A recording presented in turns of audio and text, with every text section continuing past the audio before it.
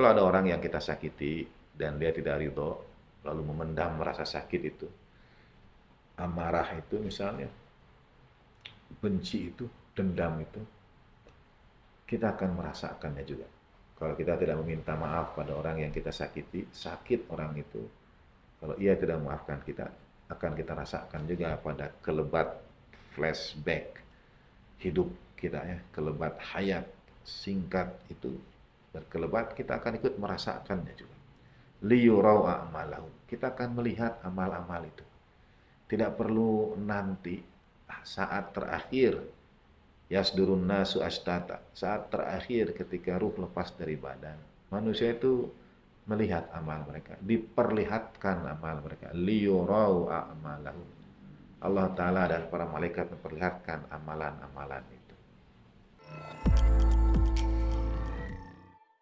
Bismillahirrahmanirrahim. Alhamdulillahi rabbil alamin. Wassalatu wassalamu ala asyrafil anbiya'i wal mursalin.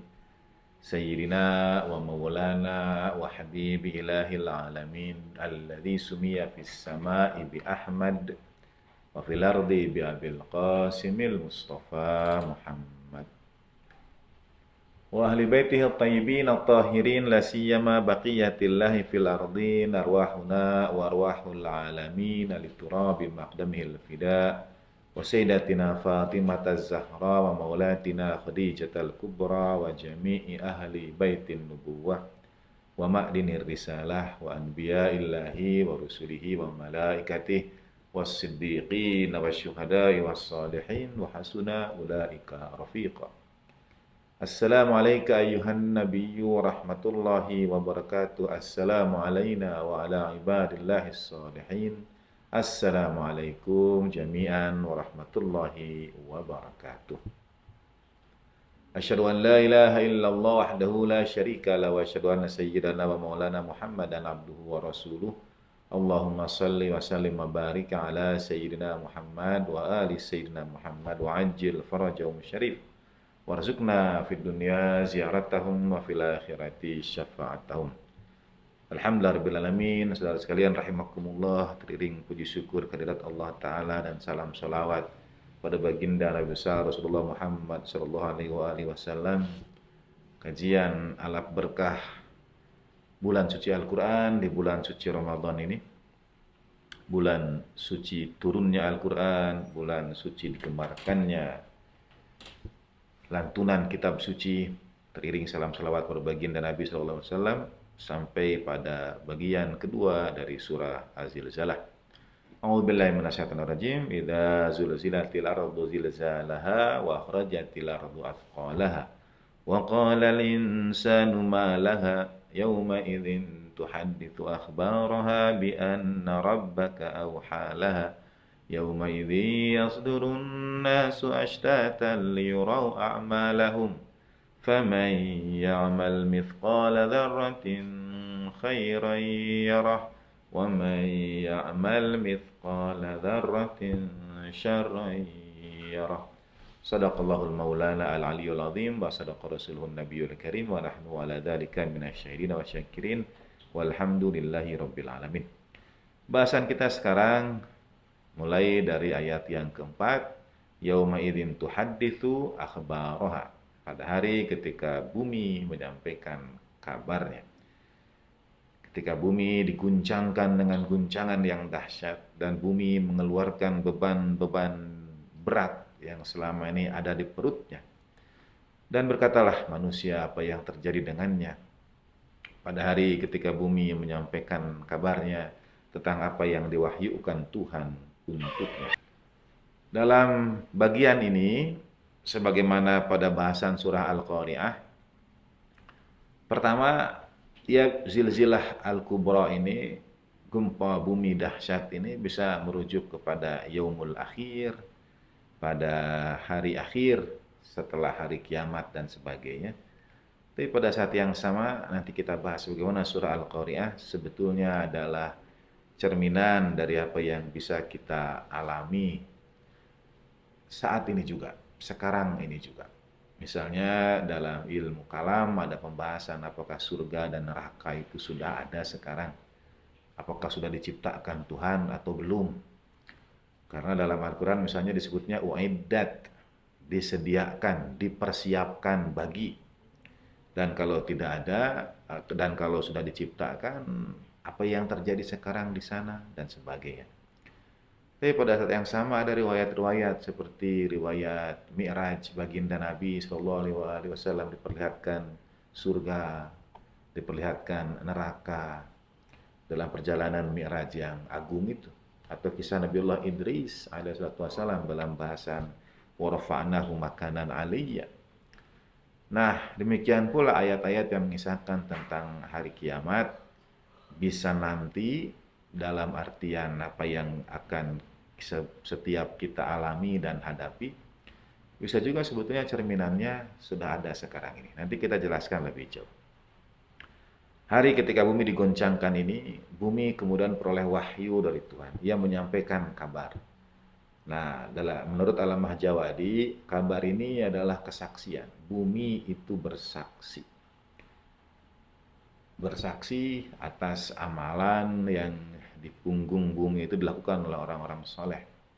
Kalau kita mencermati ayat dan hadis yang mengisahkan tentang kesaksian di hadapan pengadilan Allah Subhanahu wa taala, ada yang bersaksi itu misalnya anggota badan kita, anggota tubuh kita.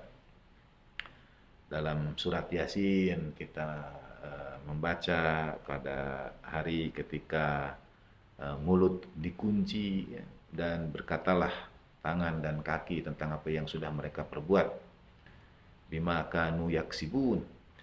Jadi anggota tubuh kita akan bersaksi. Kemudian ada malakain al-muqarrabain. Ada dua malaikat yang dekat atau al-muwakkilin yang Allah Ta'ala titipkan untuk mencatat amal-amal kita. Jadi ada kitab catatan amalan, ada malaikat yang mencatatnya, lalu ada kesaksian juga anggota-anggota tubuh. Nanti pada saatnya kita akan juga kaji mengapa memerlukan banyak kesaksian itu. Tidakkah cukup kitab itu? Tidakkah cukup malaikat itu? Mengapa tangan dan kaki juga bersaksi? Dan pada surat Az-Zilzalah ini tambah satu lagi yang akan bersaksi untuk kita itu, yaitu bumi tempat kita berpijak. Tanah ini Maha Suci Allah Ta'ala dari bagaimana ia bersaksi, misalnya bongkah tanah itu. Karena bumi kalau kita anggap satu planet yang utuh, ataukah setiap bongkah, nah itu yang Subhanahu wa ta'ala, Maha Suci Allah Subhanahu wa ta'ala. A'udzubillahi minasyaitonir rajim. Al-yauma nakhtimu ala afwahihim wa tukallimuna aydihim wa tashhadu arjuluhum bima kanu yaksibun. Tukallimuna, pada hari ketika kami tutup mulut mereka dan berkatalah tangan dan kaki mereka. Nah, perkataan tangan dan kaki ini memberikan kesaksian. Wa tashhadu, bersaksi. Ashhadu, aku bersaksi. Tashhadu, ia bersaksi. Wa tashhadu arjuluhum, dan kaki mereka bersaksi. Bima kanu yaksibun. Sekali lagi, saudara sekalian rahimakumullah, ayat Al-Quran dapat dipahami parsial, juga dapat dipahami utuh. Misalnya saudara tidak bisa mengiskal, lalu bagaimana kalau orang tidak punya tangan dan tidak punya kaki, apa tangan dan kakinya tidak bersaksi? Nah, ini ia mewakili dari setiap anggota tubuh yang akan bersaksi di hadapan Allah Ta'ala. Mata kita, telinga kita, dan anggota tubuh yang lainnya. Dalam riwayat hadis qudsi Allah Ta'ala berfirman, kita ini misalnya memiliki ada jawarih, anggota tubuh lahiriah, dan ada jawanih, anggota tubuh yang batiniyah. Perasaan kita misalnya ya, itu masuk ke dalam jawanih. Nah, ada satu hadis qudsi yang mengatakan bahwa Jawarih semuanya akan dimintai pertanggungjawaban dan bersaksi. Kemudian jawanih juga akan Allah Ta'ala mintai pertanggungjawaban. Jadi yang akan dituntut itu bukan hanya apa yang kita perbuat, tapi juga apa yang kita pikirkan dan apa yang kita rasakan. Betul, kalau tidak diamalkan, kita belum dihitung berdosa, mungkin malaikat belum mencatatnya. Itulah yang Allah Maha mengetahui lebih daripada para malaikat itu. Fabi rahmatika akhfaitah wa bifadlika satartah. Allah Ta'ala dengan kasih sayangnya sembunyikan, dengan karunia-Nya ditutupi. Karena pikiran pun bisa jadi aib, perasaan pun bisa jadi kekurangan. Dalam tasawuf, latihan berikutnya setelah latihan anggota tubuh yang disebut jawarih adalah latihan anggota batiniyah, melatih rasa, melatih pikiran, melatih husnudzon pada sesama, melatih husnudzon pada takdir dan ketentuan Tuhan. Nah, ini bagian yang akan dimintai pertanggungjawaban. Jadi anggota tubuh bersaksi. Dalam surah Az-Zilzalah ini bumi juga bersaksi. Yauma idzin tuhadditsu akhbaraha. Dan kesaksian bumi ini bi anna rabbaka auhala, karena wahyu Tuhanmu kepadanya. Jadi bumi bersaksi ini seizin Tuhan, seizin Allah Subhanahu wa taala. Alamah Jawadi misalnya membincangkan dalam tafsir surah Az-Zilzalah ini bahwa jenis wahyu itu ada dua. Ada wahyu yang diturunkan kepada para nabi alaihim afdhalut tahiyati wa taslim,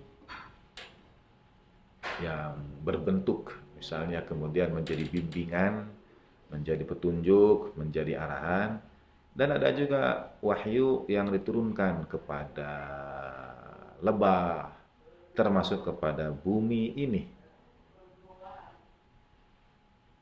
Bi anna rabbaka auha laha, auha, Allah Ta'ala telah wahyukan kepadanya. Nah, dan bumi ini di dalam ayat Al-Quran beberapa kali menerima wahyu Tuhan itu. Misalnya pada kisah Qarun, sehingga Qarun itu dalam surat surat Qasas ayat 81,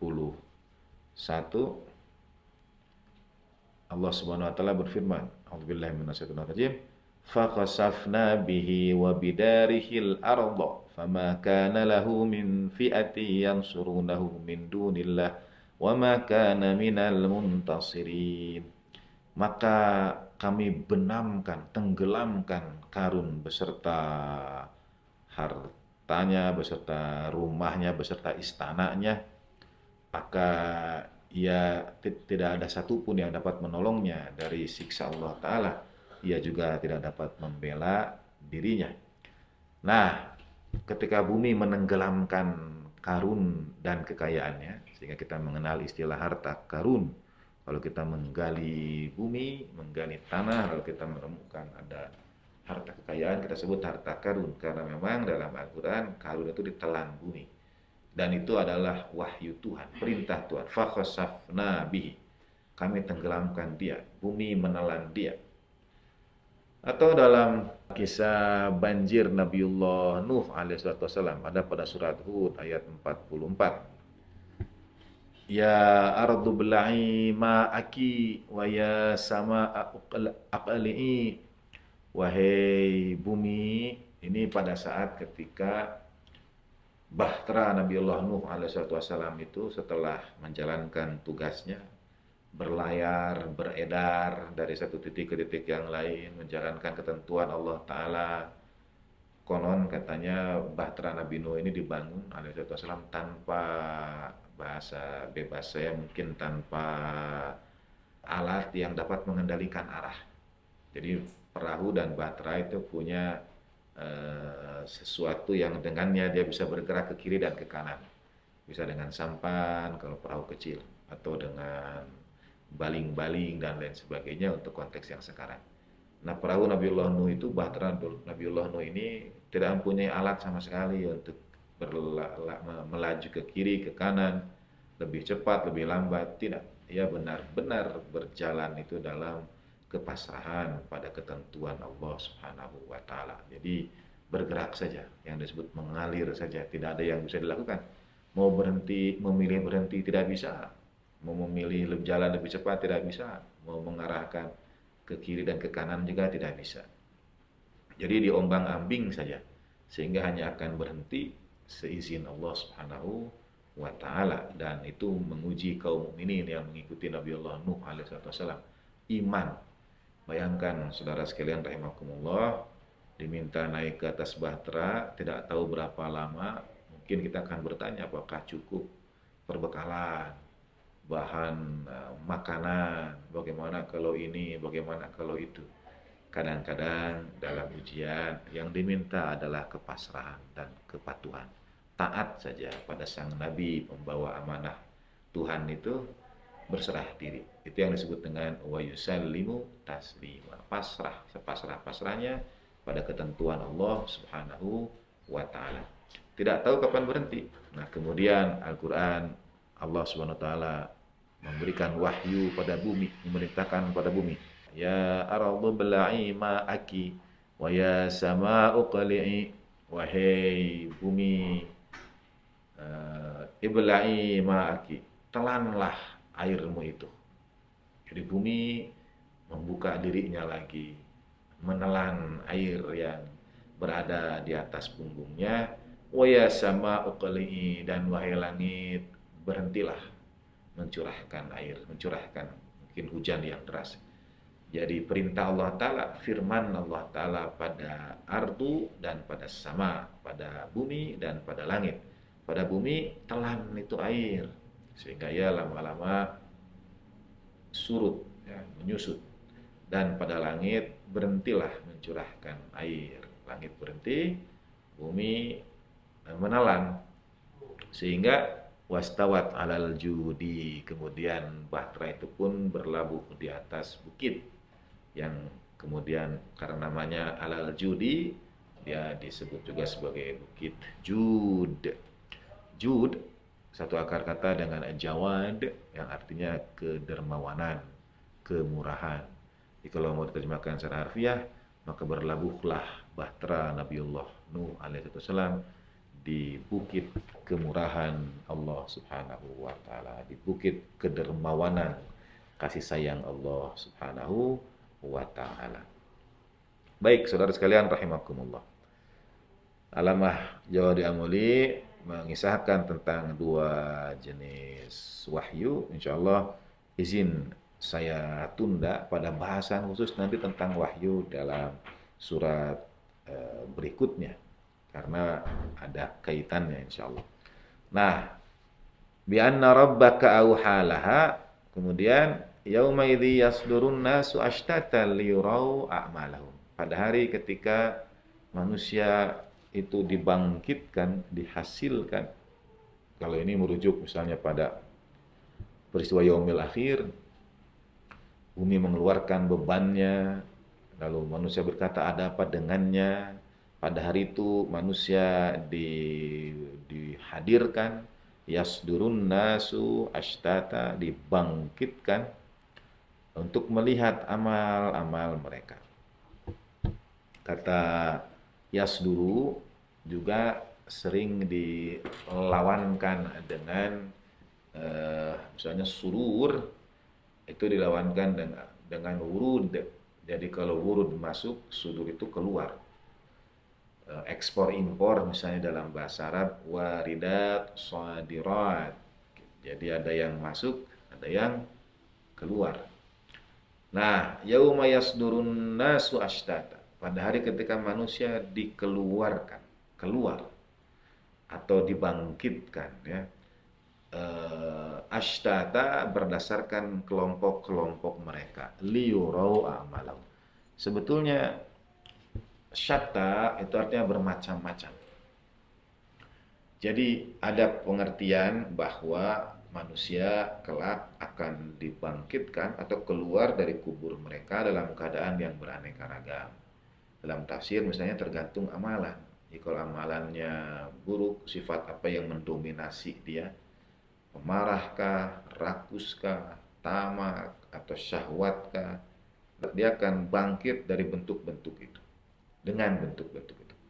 Sebetulnya pada saat itu juga manusia sudah tahu arah dan hasil dari apa yang dia amalkan di dunia. Tapi kata ashtata juga bisa dimaknai manusia itu dikelompok-kelompokkan karena mereka dikeluarkan dari perut bumi itu dalam bentuk yang beragam, maka mereka dalam tanda petik mencari kelompoknya masing-masing, bergabung. Ya, dalam bahasa Inggris, birds of the same feather uh, flock together. Burung yang punya bulu sama terbangnya juga berdekatan. Atau dalam hadis bagian Nabi Shallallahu Alaihi Wasallam, al arwah junudun mujannadah, fama ta'arufa minhu talaf, fama tanakaro minhu mukhtalaf. Al arwah junudun mujannadah, fama ta'arufa minhu mukhtalaf, fama tanakaro minhu mukhtalaf. Arwah itu, ruh itu seperti pasukan yang berbaris rapi. Kalau ia saling mengenal, saling mencintai. Kalau ia ingkar, maka ikhtilaf. Jadi manusia akan dikumpulkan berdasarkan apa yang selama ini mereka cintai. Dan liyurau a'malu, mereka akan melihat amalan-amalan mereka itu. Nah, ada dua bahasan di sini. Yang pertama adalah bahasan tentang pengelompokan manusia. Pengelompokan manusia ini juga dibahas dalam kajian ayat surah Az-Zumar. A'udzubillahi minasyaitonirrajim dari ayat 70, 71, 72. Wasiqal ladzina taqaw rabbahum ilal jannati zumar. Sebelumnya wasiqal ladzina kafaru ila jahannama zumar. Orang kafir digiring dengan kelompoknya az-zumar. Zumar artinya kelompok-kelompok. Orang takwa juga digiring dengan kelompok-kelompoknya juga. Jadi yang kafir dengan yang kafir, yang takwa dengan yang takwa lagi. Karena ini sudah terjadi sejak yauma idzi yasdurun nasu ashtata itu. Sejak hari dibangkitkan, dikeluarkan dari perut bumi itu, mereka sudah ashtata, sudah dikelompok-kelompokkan. Ada pertanyaan yang menarik tentang mengapa ada pengelompokan itu. Mengapa ada tahapan-tahapan? Biasanya saya memberikan pemantik atau PR dengan membayangkan kronologis waktu sekiranya ada tahapan-tahapan itu. Mana yang lebih dahulu terjadi dan akan kita alami. Pertama, dibangkitkan yasdurun nasu ashtata ini dengan beragam bentuknya. Yang kedua dikelompokkan zumaro. Yang ketiga dikumpulkan di padang mahsyar. Yang keempat dibagi kitab. Fa'ama man utiya kitabahu biyaminih, sebelah kanan atau sebelah kiri kalau berdasarkan arah, karena kata aimanih yumnun juga berarti kebahagiaan. Misalnya ada penyebutan ashabul maimanah dan ashabul mas'amah. Sebetulnya itu merujuk kepada yang maimanah dikategorikan bahagia, mas'amah celaka. Satu di antara makna. Tapi di antara makna lainnya juga adalah karena dari Hajarul Aswad di empat sudut Ka'bah Baitullahil Haram itu, sebelah kanan Hajar Aswad adalah rukun Yamani yang mengarah ke arah Yaman.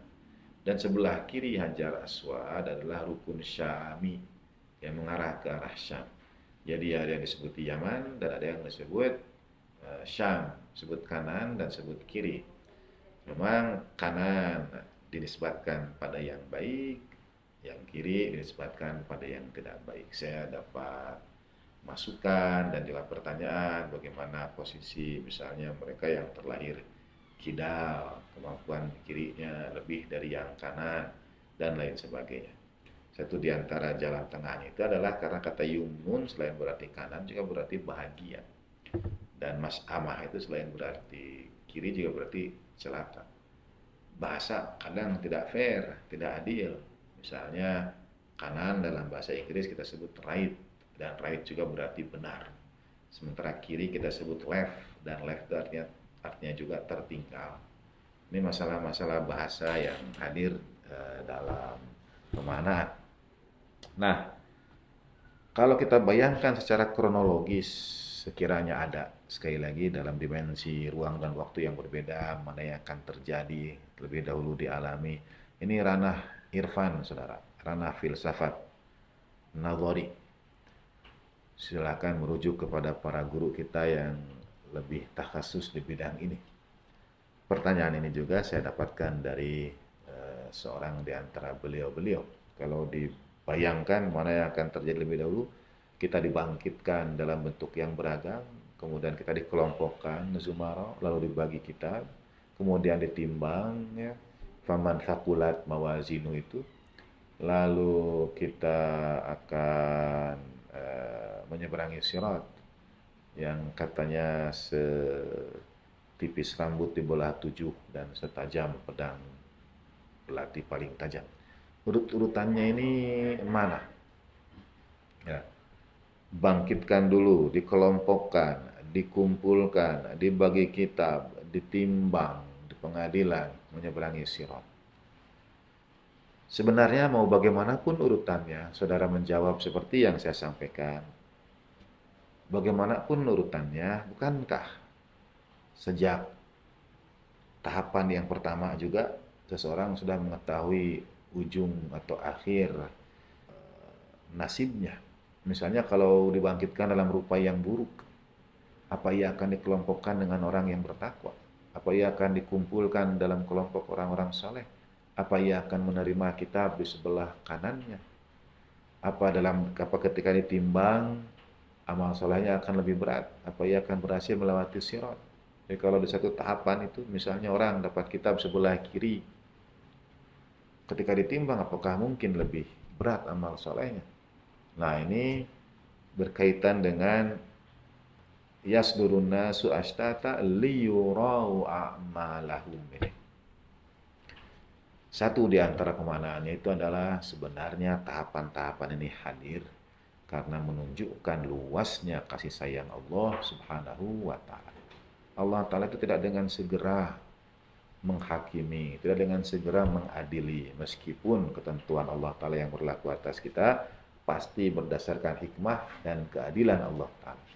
Tapi ibarat para malaikat yang diminta kalau ada seseorang berbuat baik, segera tuliskan.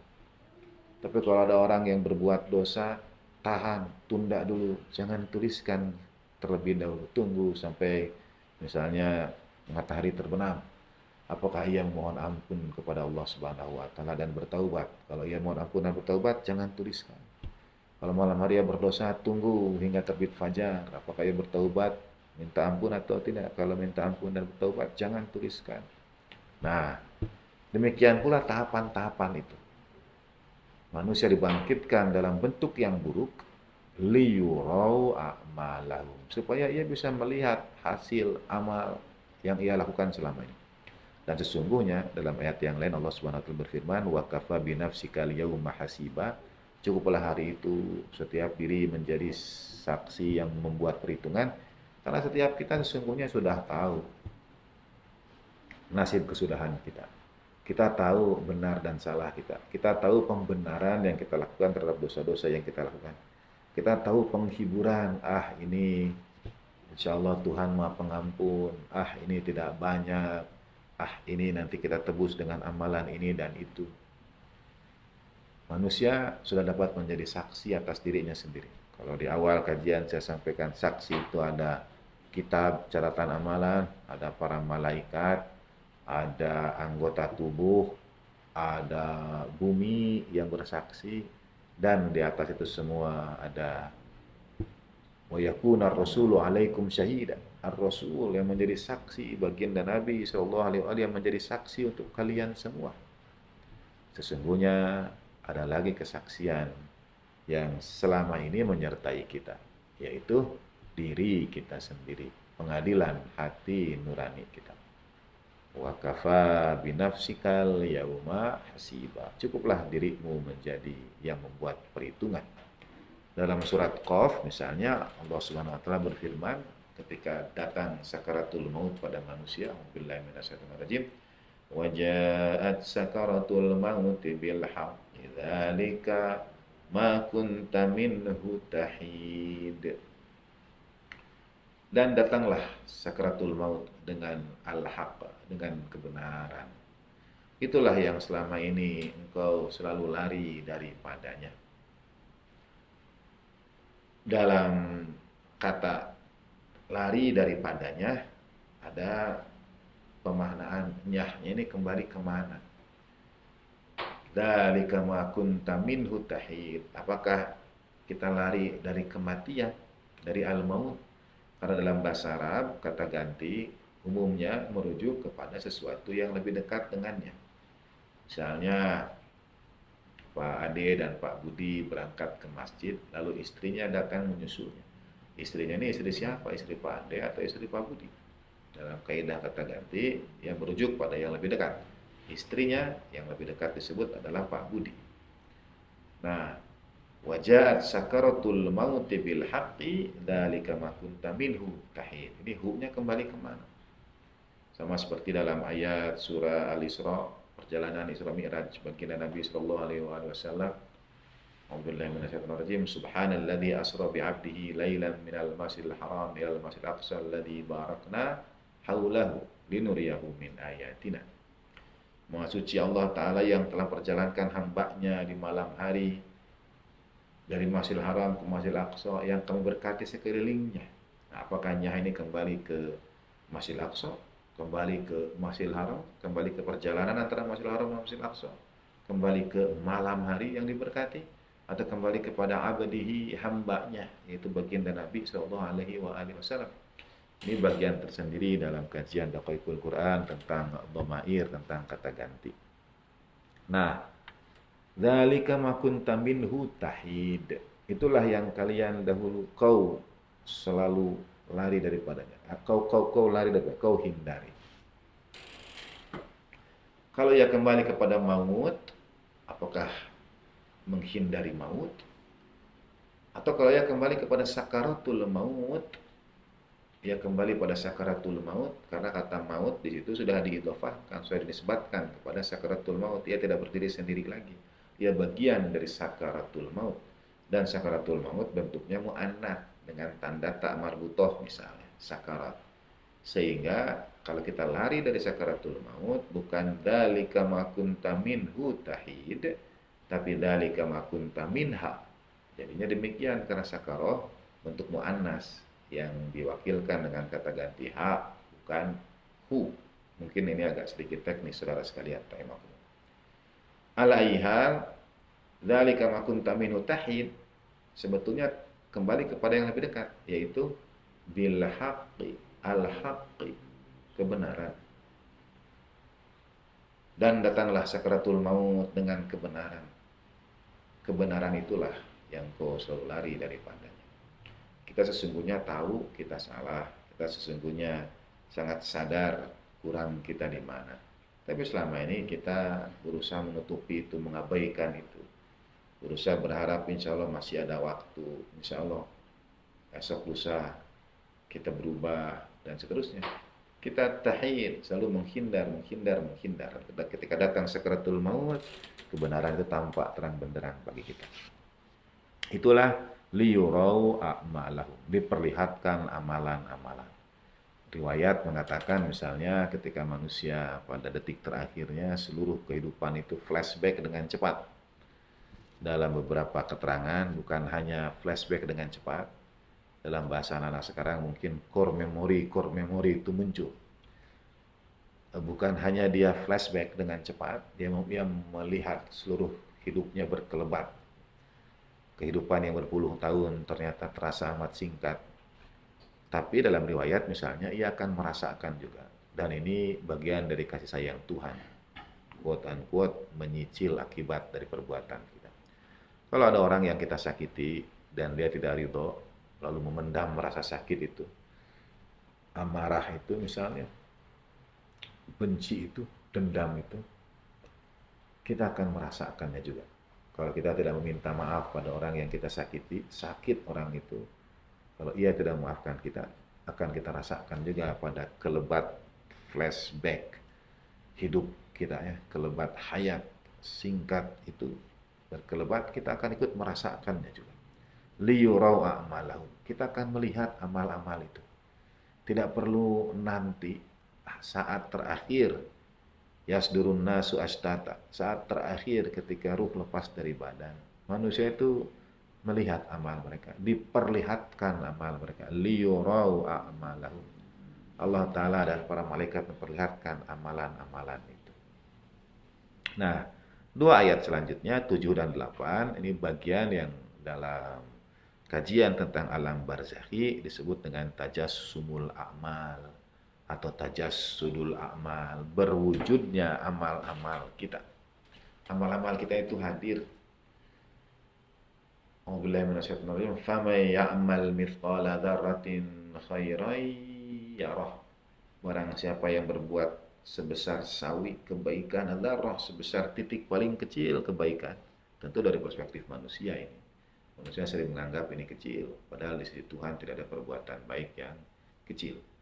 Bahkan kalau sebelumnya dalam kajian surah Al-Qari'ah kita membahas riwayat dari Sayyidina Ali bin Abi Thalib karramallahu wajhah, inna akbaru atau inna akbar atau inna athqalu dzunub man istakhaffa bi sahib.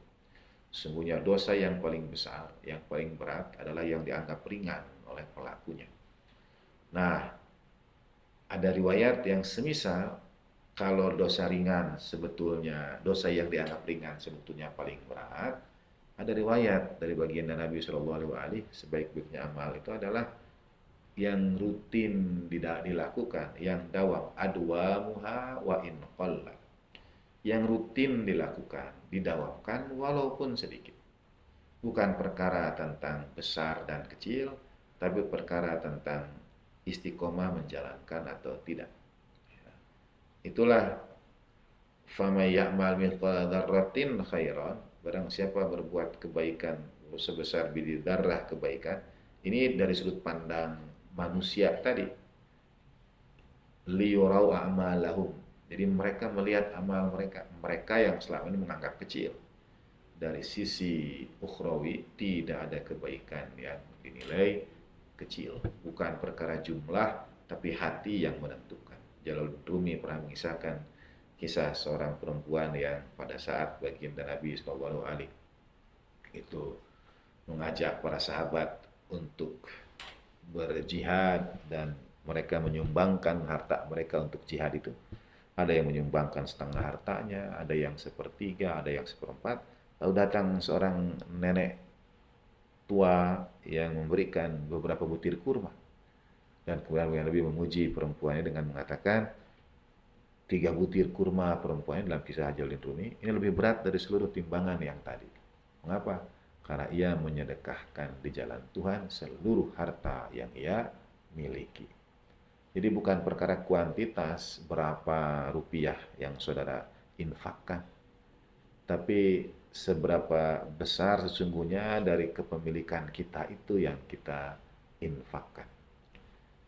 10.000 yang dimiliki oleh seseorang yang hanya 10.000 yang ia miliki bernilai jauh lebih besar dari 1 juta yang diinfakkan dari orang yang punya 100 juta.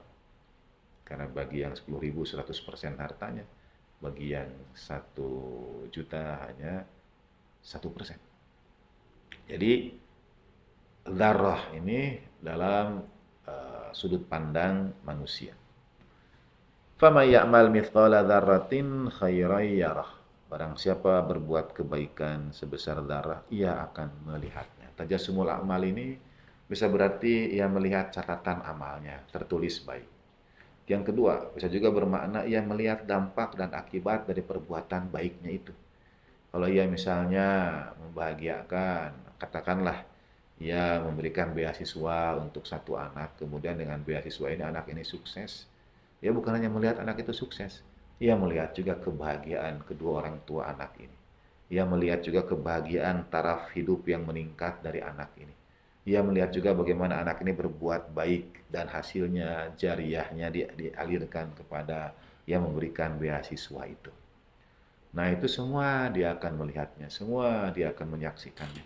Kalau ia wakaf misalnya tanah untuk masjid, ia akan melihat orang-orang yang memakmurkannya. Ia akan melihat bagaimana masjid itu dihidupkan. Selama ini kita misalnya meletakkan jariyah pada barang, tanah, wakaf, dan sebagainya. Pada saat yang sama kita juga mesti memikirkan untuk memberikan porsi jariyah itu juga pada, misalnya kalau kita membangun masjid, berikan porsi juga pada mereka yang akan memakmurkannya. Jadi kalau kita bangun masjid tidak ada yang memakmurkannya, jariyah itu akan berhenti. Jadi bangun masjid, wakaf pula untuk yang akan memakmurkan masjid itu. Melalui apa? Pendidikan pada umat manusianya, pada anak-anak yang akan melanjutkan generasi untuk terus memakmurkan masjid itu. Ya mungkin wakaf sekolah, lalu khidmat juga lah agar sekolah itu tetap makmur, tetap juga ada yang belajar di dalamnya, mengambil keberkahan daripadanya. Nah, itu semua akan dilihat oleh orang yang berbuat baik itu. Inilah tajassumul amal. Demikian pula sebaliknya, wa may ya'mal mithqala dzarratin syarran yarah. Amal keburukan kalau ia perbuat, dia akan melihatnya, dia akan melihat ada pada kitabnya. Dia akan merasakan dampaknya. Kalau ternyata keburukannya juga seperti memiliki efek domino, yang menyakiti seseorang, tersakiti juga keluarganya, tersakiti kaum dan bangsa, itu semua juga dia akan melihat hadir, dia akan melihat amal buruknya itu. Nah, makna tajassudul amal dan tajassumul amal yang kedua adalah apa yang akan kita alami di alam barzakh nanti. Saudara sekalian rahimakumullah, ruh adalah titipan Allah Ta'ala yang akan melanjutkan perjalanannya di alam keabadian. Kita sebagai manusia melalui beberapa tahapan alam. Ada alam ketika Allah Ta'ala mengambil kesaksian dari kita, alastu birabbikum. Ada alam ruh diciptakan, atau ada alam dititipkan pada janin orang tua kita. Kita menyebutnya alam rahim. Kemudian ada alam dunia ini. Dan ada alam kubur, ada alam barzakh, ada alam akhirat. Setiap kali kita meninggal dunia di satu alam, kita hidup di alam yang baru. Kita meninggal dunia di alam rahim dengan lahir di alam dunia. Dan kenikmatan di alam rahim dengan sepenuh kehangatan dan kasih sayang orang tua kita, ibunda kita terutama. Kita naik ke tingkat berikutnya alam dunia ketika kita beroleh ragam kenikmatan lainnya yang tidak kita peroleh di alam rahim. Demikian pula ruh itu melanjutkan perjalanan di alam kubur, di alam barzakh. Nah, amalan-amalan yang kita lakukan di dunia, liyurau a'malahum dan famay ya'mal yarah, adalah setiap amalan kita itu akan menenun pakaian, dalam hal ini tubuh, yang akan ruh kita diami dalam perjalanan panjang di alam keabadian itu. Tubuh kita sekarang ini tubuh yang milik dunia. Dia yang akan kembali ke tanah. Ini milik dunia. Ruhnya milik Tuhan. Ruhnya akan kembali melanjutkan perjalanan. Tubuh ini berubah setiap saat. Kita 5 tahun yang lalu, kita 5 tahun yang akan datang, dia berubah terus. Ruh itu akan ketika meninggal dunia, ruh akan memasuki perjalanan alam keabadian, alam pertanggungjawaban, alam kubur, alam barzakh, alam akhirat, dan juga ada dalam tanda petik tubuh yang akan ia huni, jasad yang akan ia diami. Bagaimana bentuk tubuh dan jasad itu akan bergantung pada amalan kita di dunia. Ibarat seorang ibu tengah mengandung anaknya, bayinya, tapi ia tidak menjaga kesehatannya, ia mengkonsumsi hal yang tidak baik, stres, dan lain sebagainya, maka ketika anaknya lahir, boleh jadi anaknya lahir dengan kekurangan dalam menjalani kehidupan dunia yang semestinya. Amalan kita itu akan menenun tubuh kita di alam barzakh nanti. Tubuh yang akan sesuai untuk perjalanan di alam barzakh. Tubuh kita 2 tangan 2 kaki ini ahsanut taqwim untuk dunia ini. untuk alam dunia ini. Untuk alam barzakhi ada ahsanut taqwim berikutnya. Berdasarkan ketentuan alam itu yang akan kita perlukan. Nah, kita akan melihat amalan kita baik atau buruk dari bentuk tubuh yang ruh kita huni. Itulah khairai yarah atau syarrai yarah. Dari kebaikan atau keburukan kita akan melihatnya. Itu yang disebut dengan tajassumul amal, berwujudnya amal-amal kita. Atau tajassudul amal, menjadi jasad amal kita itu. Ada juga misalnya bacaan-bacaan yang dalam perjalanan di alam barzah itu kemudian mewujud.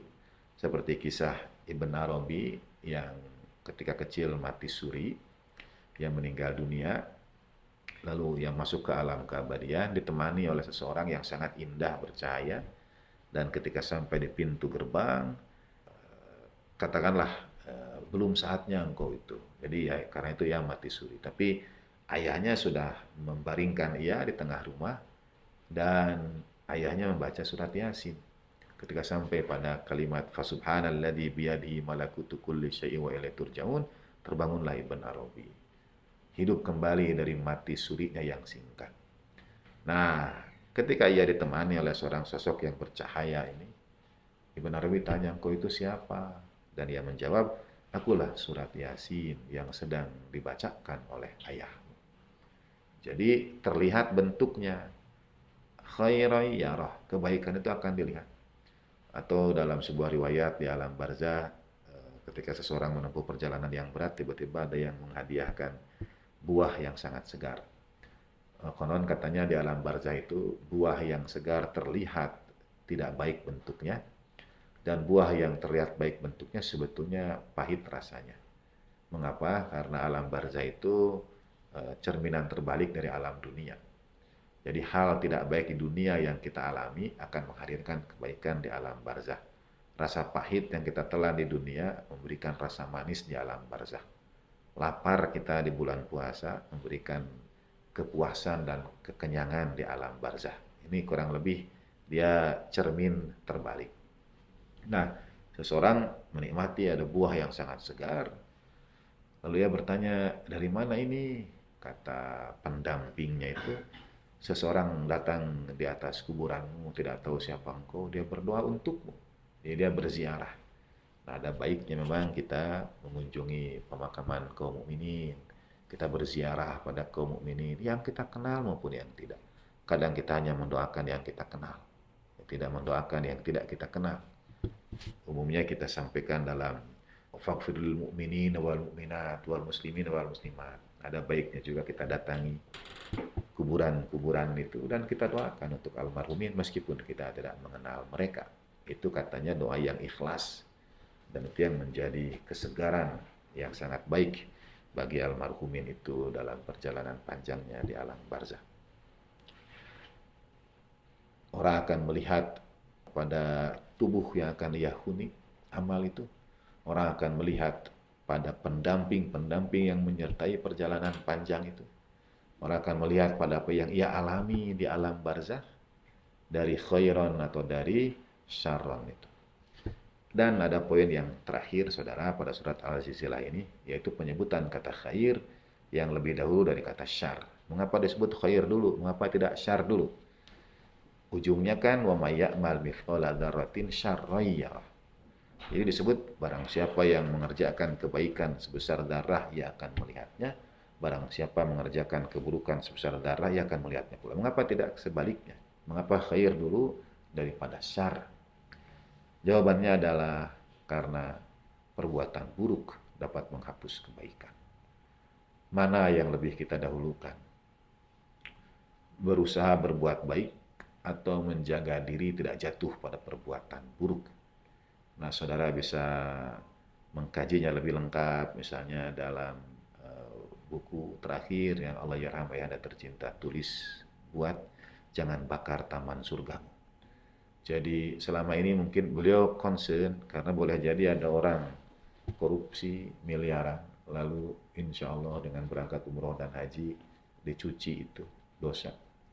Tidak, kata Allah Yarham, justru keburukan itu akan menghapus kebaikan.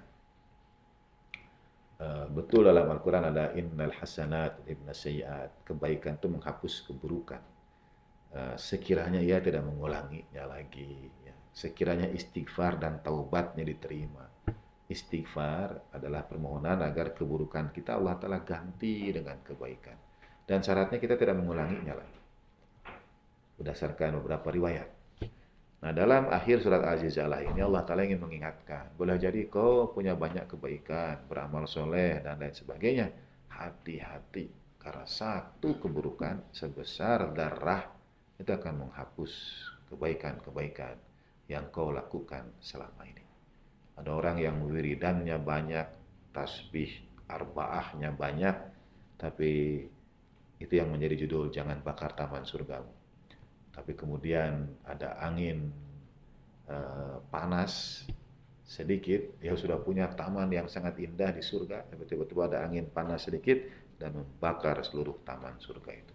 Angin itu bisa jadi ria, angin itu bisa jadi hasud, dan bisa jadi dosa-dosa hati yang lainnya. Mengapa kata syar yang diakhirkan? Karena memberikan kepada kita peringatan untuk jangan sampai jatuh pada keburukan bahkan sebesar darah, sebesar biji sawi. Memang kita mohon perlindungan kepada Allah Ta'ala, mohon pertolongan. Bukan dengan kebaikan lalu kita merasa dosa kita diampuni, tapi kita selalu merasa berada pada posisi kalau kita berbuat buruk akan ada amal-amal soleh kita yang terbakar, yang terhapus. Dan dalam banyak riwayat tidak berdosa, menjaga diri dari dosa. Sedekah yang kita lakukan untuk diri kita, untuk tubuh kita, dan dalam banyak hal tidak jatuh pada dosa lebih baik dari berbuat baik. Karena tidak jatuh pada dosa adalah kebaikan itu sendiri.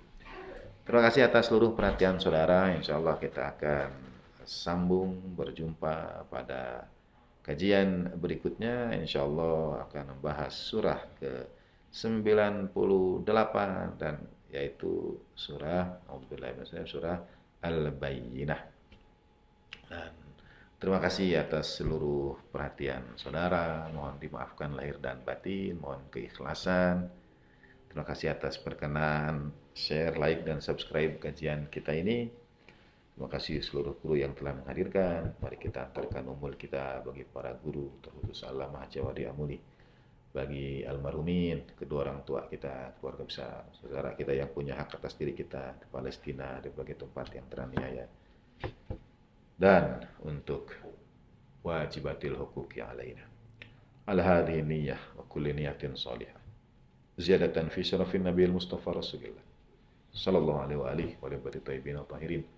La siyama baqiyatillah fil ardin arwahuna wa arwahul alamin liturabi maqlamil fida wa sidatina Fatimah Zahra wa maulatina Khadijatul Kubra wa jami' ahli baitin nubuwah wa ma'dinin risalah wa anbiya'illahi wa rusulihi wa malaikati wa siddiqin wa syuhada'i wa salihin wa hasuna ulaika rafiqa. Sinna li hadhihi hadiyatan lahum. Al-Fatihah. A'udzu billahi minasyaitonir rajim. Bismillahirrahmanirrahim. Alhamdulillahirabbil alamin arrahmanir rahim. Malik yaumiddin, iyyaka na'budu wa iyyaka nasta'in, ihdinas siratal mustaqim, siratal ladzina an'amta 'alaihim ghairil maghdubi 'alaihim waladdallin. Wa sallallahu ala sayyidina Muhammadin wa alihi tahirin. Walhamdulillahirabbil alamin wa lafu minkum wa ma taufiqi illa billah, alaihi tawakkaltu wa ilaihi unib. Assalamualaikum warahmatullahi wabarakatuh.